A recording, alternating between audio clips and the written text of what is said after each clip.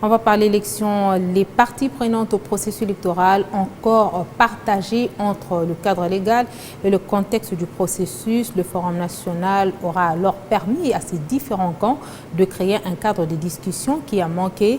De quoi espérer que les considérations des uns et des autres soient prises en compte pour des scrutins inclusifs. La Commission électorale nationale indépendante, avec les délégués des partis politiques, les membres du gouvernement, ceux de la magistrature, des confessions religieuses et de la société civile, ont réussi à jeter les bases d'un cadre de discussion au bout de 3 jours de forum des parties prenantes au processus électoral. Après des panels suivis des discussions, des écueils persistent et qui soulèvent des inquiétudes, le cas de décider. Le principe primordial pour les élections, c'est la confiance. La confiance entre tous les partenaires et on insiste à ce que cette situation-là soit améliorée. À l'étape actuelle de la situation, cette confiance fait encore problème. Et nous, du côté des décideurs, nous avons posé par exemple la question relative à notre condition donnée pour le dépôt de nos candidatures.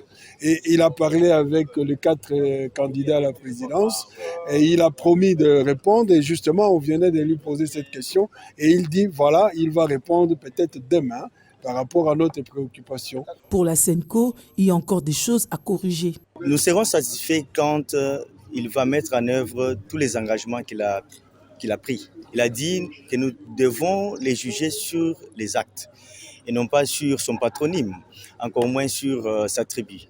Alors nous attendons à ce qu'on mette en place des mécanismes devant garantir la sincérité des résultats en passant par la crédibilité du processus électoral. Voilà pourquoi nous l'avons invité justement à pouvoir garantir la transparence en passant par les mécanismes de transparence qu'on doit justement mettre en place.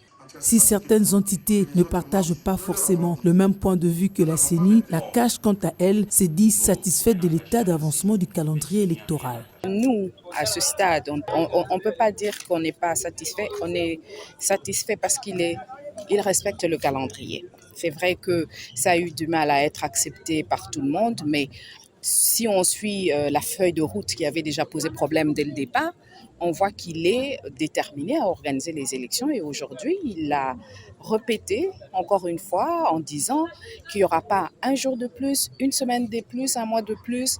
Il va organiser les élections. Et pour Denis Kadima, il est plus que jamais clair qu'il pleuve ou qu'il neige, le 20 décembre, il y aura élection. Pas de prolongation, pas d'élus nommés, pas de fraude électorale. Il demande qu'il soit jugé par les actes. Monsieur le professeur.